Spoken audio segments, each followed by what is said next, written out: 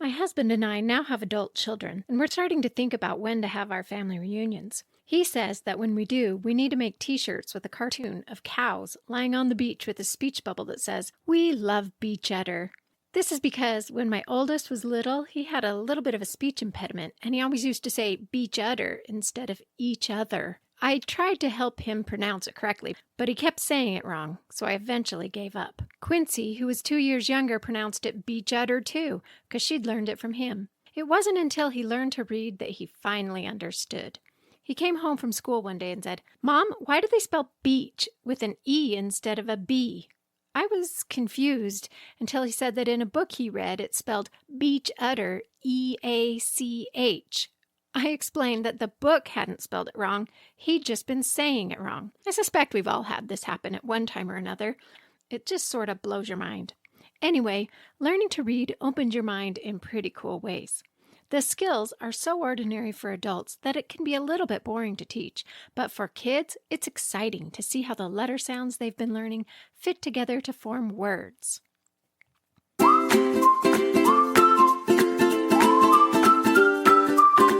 Hello, I'm your host, Miriam Brown. In addition to my teaching certificate, I have a bachelor's degree in psychology and a master's in curriculum and instruction. I spent a decade as a public school teacher, and I want to give you insider tips on how to help your child do well in public school. This season, I want to talk about what children learn in first grade. And today, we're going to talk about one of the most important concepts, building words out of letters. In academic terms, we call these skills blending, segmenting, and decoding.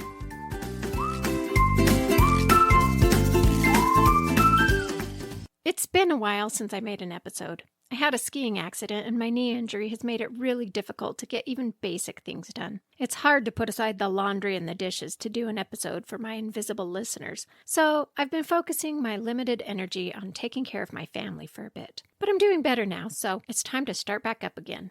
I hope that you've continued reading with your child, practicing the letters and the sounds, and counting every chance you get. If you have, your child should have a very good grasp on the basic building blocks that will help them succeed in first grade.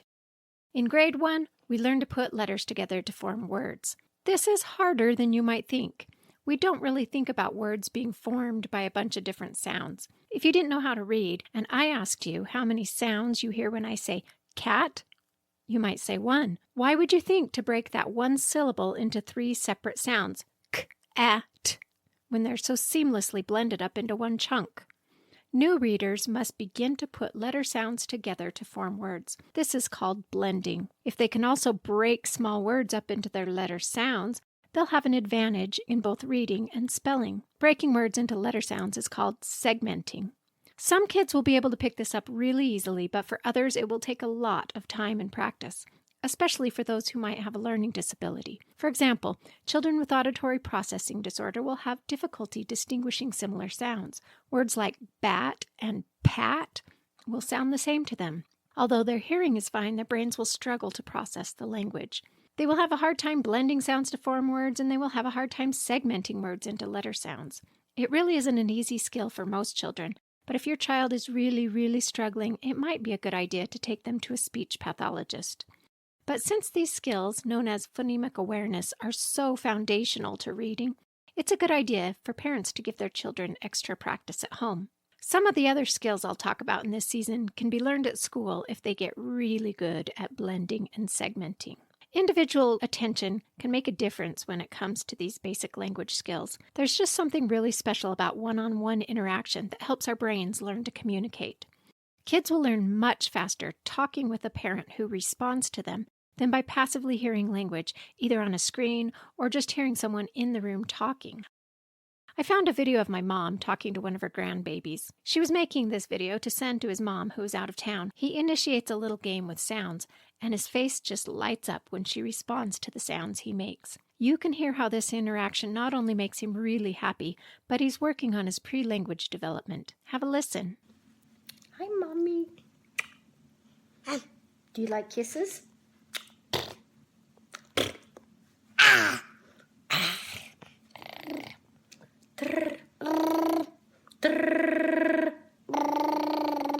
That's my favorite sound. He was so good at rolling his R's as a toddler, and you can hear how much he loves just talking with Grandma. Anyway, that was just a little illustration of how powerful your one-on-one interactions with your child can be. They won't get this kind of patient, responsive practice in a classroom of 20 or more children. So how do you go about practicing phonemic awareness skills? Let's start by talking about segmenting or breaking words into their sounds. This is a really good one to practice while you're driving because you can do it while you keep your eyes on the road. There's a little game called Guess My First Letter. You say a word and then your child has to guess what letter it starts with. Want to choose short, mostly 3-letter words, or maybe start with a word that they will get easily. Sometimes they might have a book or a game that pairs letters with the words, and it will make it easier for them. For example, A is often paired with the word apple. You might need to exaggerate the first letter sound to help them out at first. You might say cat, cat, cat. After they guess the correct letter, your child can choose a word and you guess the first letter. But don't guess it right away. Repeat the word and then say the word, broken into sound segments, like this. Imagine your child chooses the word car. K, a, er. Car. K, a, er. K, k. C. When it is your turn to choose a word, don't do hard words for the first few weeks. And don't choose silent letters like K as in knights in shining armor. Parents often make the mistake of moving on to advanced things before their child has truly mastered the basics.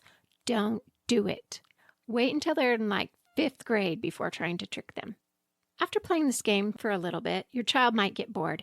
Don't make them keep playing. It's much better to play in short spurts on a regular basis than to do a big long session one time. 1 or 2 minutes a day is really all you need. Don't get discouraged if this game is hard for your child at first. There is a very big difference between memorizing the letters and sounds and actually applying them to real-world language situations. When they're really good at figuring out what letter the word starts with, you can then start playing, what does this word end with? Ending letters are much harder than beginning letters. After they've mastered ending letters, you move on to doing the middle sounds. This is much, much, much harder. Another thing to keep in mind is to focus on the main sounds that letters make. Use words like grass for G instead of giraffe. The vowels might require you to think a bit. You'll want to use what they call short vowel sounds. These ones, a, e, I, a. I like to use a picture in my mind to help me remember. Ant, eggs, in an octagon underground. One of the biggest challenges I see when helping kids sound out words in elementary school is that they don't understand when to use what letter sounds when there are multiple choices. You're probably like, yeah, me neither. Most of the time, a vowel needs to team up with other letters in order to make any other sound than its short vowel sound. We'll talk about those situations later, but it's best if kids get really, really comfortable defaulting to the main sound or short vowel sound until they learn the words that use letter teams. The habit of defaulting to the short vowel sound is really hard to build if we introduce too much confusion too soon. In 1st grade, students learn to blend sounds together to form words. The best time to practice this with them is during your bedtime story routine. If you see a simple 3-letter word, you can point out the first letter, ask them what sound it makes, move to the next letter, ask them the sound, and then the last letter sound. You repeat all the sounds in order and slowly blend them together until your child guesses what the word is. B, a, t, b, a, t, b, at, bat. When they get it, praise them for reading that word. You don't have to do very many of these, just 1 or 2 a night, unless they're totally into it. They will soon start to understand that letters on the page form words, and they'll hopefully start trying to do it more and more on their own, with their books, at the store, on road signs, and at school.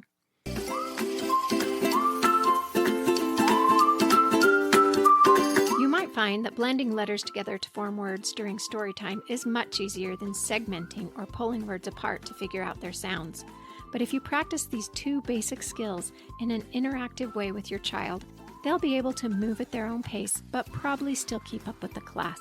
You might find that they're clearing up misconceptions like beach udder, really saying each other, and they'll start to understand more and more of the written world around them. It really is very exciting. I hope this episode helps you to know how you can support your child's early reading skills and that you'll make an effort to practice in short spurts in the car, while you cook, or while you're reading stories. But for now, it's time to put down your phone and go play with your child.